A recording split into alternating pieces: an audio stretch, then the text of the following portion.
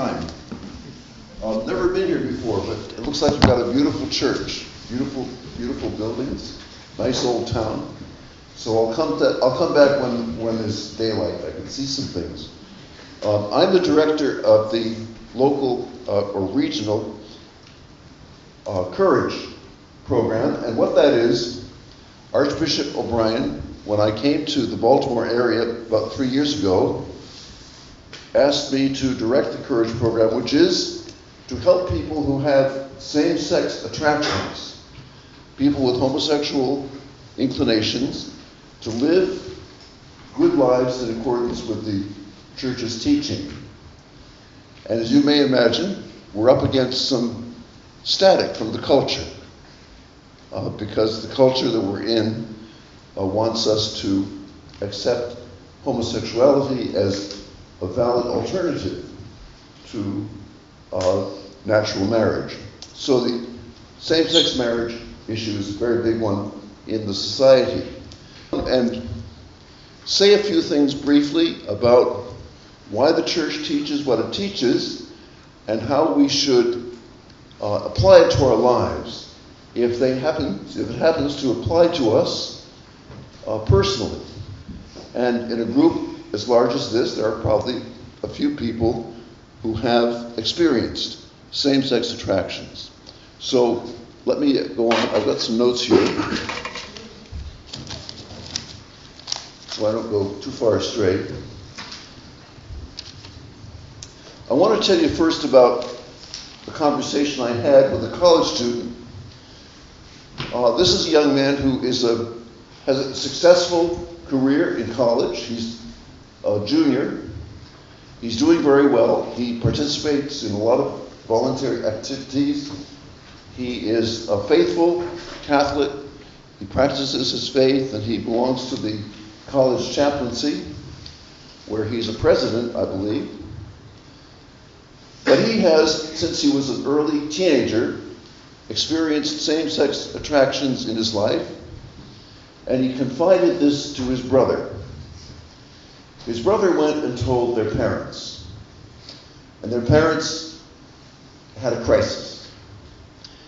And they came to him and they said, you have to get help. And so they took him to see me. And in a situation like that, you have to kind of get rid of the parents. You have to talk to the person personally. And so the person has freedom to talk as he needs to. What he told me was this. He was very willing to talk, and we talked a long time. He told me three things. First of all, he told me that his Catholic faith was the thing that meant most to him in the world. He told me that he accepts and that he wants to live out the thing that the church teaches. Second thing is that he has the desire or intention. He has no desire or intention to identify himself as gay, or to join gay groups, or to engage in gay activities, or to pick his friends exclusively from others who have feelings like himself. And he's careful in college to associate with all kinds of people. He has leadership abilities and leadership positions in his community, and, as I say, is very active in the religious activities of his college chaplaincy. The third thing he said, though, was the thing that we talked about most. He said that knowing that he would never probably get married and have children of his own, he was afraid of being lonely in his life and of having an abnormal way of life. So that was his chief concern. That was why he talked to his brother. And probably it was not a good idea for his brother to bring this up to parents, because the parents immediately jumped to the conclusion that their son was about to join the gay world, and he wasn't. He was only experiencing in himself the same-sex attractions. Now, how would I respond to this young man and his concerns? What would I say? First thing I'd say is that I was glad, very glad, that his faith meant so much to him, that he took his faith as a kind of guideline for how to live, and that his faith helped him to understand things in the world that without it he would not be able to understand. He said that he didn't know how he could possibly live without his faith. It meant that much to him. So I told him I was very glad of that, and that he wanted to follow all the teachings of the church. But I told him that his faith was not the reason for following the church's teaching, because these teachings are true. In other words, the important thing for him would be to follow the truth, which the church happens to teach. Not just to be a good Catholic, but to live according to the truth in his life. And so we talked about that for a bit. What is the truth behind the church's teachings? And how can we know that these teachings are true? Now, the teaching of the church can be summarized very simply. It is that sexual relations are the exclusive privilege of a man and a woman who are married to one another, presuming they do not close their relationship to the possibility of procreation. Okay? That is the summary of the teaching of the church. Sexual relations are the exclusive privilege of married people, man and woman, as long as they keep their relations open to the possibility of conceiving a child. Now, you can see the truth behind that teaching, which sounds very clear and also very strict. But you can see the truth behind it when you reflect about nature, about the way things are, when you reflect upon reality.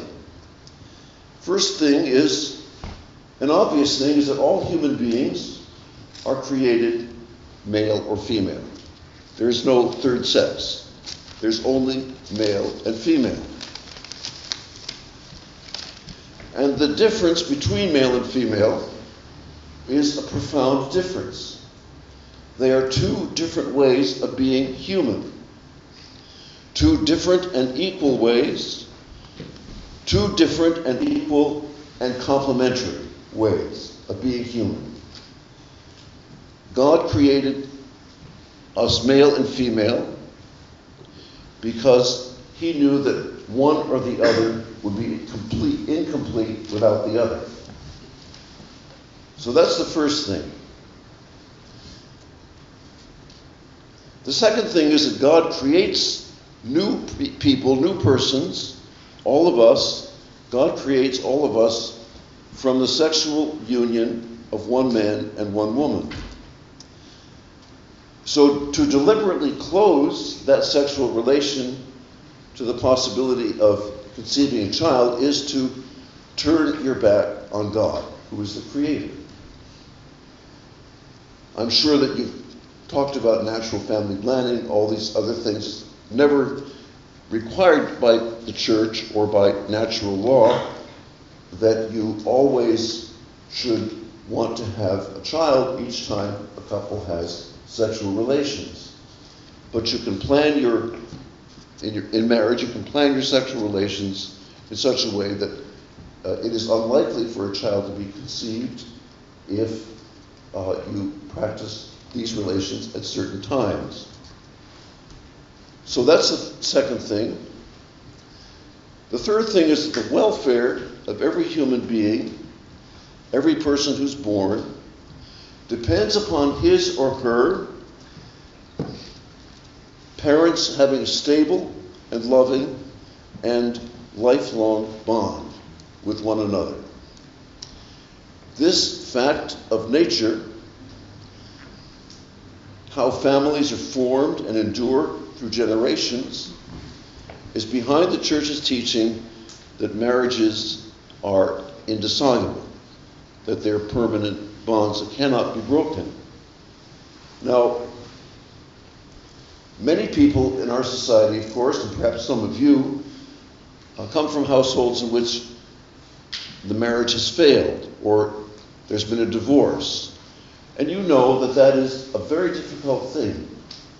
It's possible for a person, of course, to find healing and strength, but it is not the thing that God intends for families, because it's so necessary for human beings as they're growing up, especially to have that stability of a permanent and faithful bond. So these are the basic principles behind the Church's teaching about sexuality.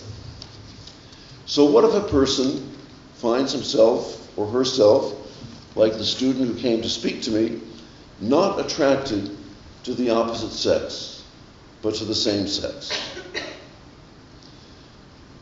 Well, first of all, he or she is going to have to come to terms with two no's, two negative facts. We all have to come to terms with things like this in our lives, but for a person in this circumstance, the two negative facts, the two no's, are first of all that marriage, as nature provides for it, and God's purpose intends it, is not a real option for them. This is the thing that is being contested now in this society. But if you consider the purpose of marriage, the natural purpose of marriage, it's really not an option for people who have same-sex attractions. The second difficult thing, the second negative, is that sex outside of marriage, for anybody, whatever their attractions, is not an option, because outside of marriage, sexual relations don't serve their natural purpose. They're a kind of lie. And it's an abuse of sex to use it as a means to have pleasure, because although sex is pleasurable, no doubt, that is not its purpose. Homosexual relations cannot result in procreation. They are a sterile form of sex. And the same can be said of other forms of sex which are also wrong. Sterility. They don't serve the purpose for which sex exists in nature or in God's plan. So the third thing, and this I'm going to end with, our Lord Jesus in the gospel has proclaimed a definite yes, a positive yes to people who, for whatever reason, find themselves unable to form a natural marriage. That's found in Matthew 19, verses 10 through 12. And there he speaks of eunuchs. Now, eunuchs are not a nice word for us. It's rather an ugly word. But the word for eunuch stands for someone who doesn't marry. And that's the old word in the ancient world that was used of them. But in the society as it was in Jesus' time, both in all societies, eunuchs had a special function in society. They were given special responsibilities and special dignity and status. Eunuchs were custodians of public treasuries, for example. Eunuchs were the guardians of women in the royal courts. Eunuchs were royal officials often. Eunuchs were people who were trusted with great responsibilities precisely because they had no conflicting or possible conflicting responsibilities through their marriage and family relations. So Jesus says in that teaching, some people are born with no ability for natural marriage. Some people are made that way by their experience. And some people choose to be that way for the sake of the kingdom of heaven. And the church, throughout its history, has strongly affirmed the dignity of single life. For whatever reason a person is single. I'm single. Every priest is single. Religious women and men are single. There are many single people who are lay people who perform special functions in the community that they wouldn't be able to if they had family responsibilities. Now, this something is obvious if you look at the history of the church. At the height of Christian civilization in the Middle Ages, 12th, 13th century, it is estimated that a third of the population of Europe were celibate. And people who were single were responsible for all of the social services in the society. They were responsible for all of the education. They were responsible for all of the health care. They could do this precisely because they didn't have wives and families to take care of. So there's a great dignity associated with this state in life. But we confront in our society, Christians do, Catholics especially, an attitude which is very much contrary to the teachings of the church and to the witness of the church's experience in this way, with the dignity of single life.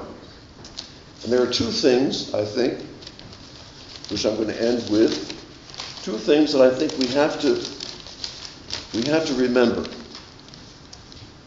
First thing is that it's not true that if you want to be happy, you have to be able to have sex. That is simply not true. There are a lot of people who prove that point, perfectly happy living without sex. Our society tells us the opposite. You have to have sexual relations to be happy. And that's just nonsense. Experience proves it.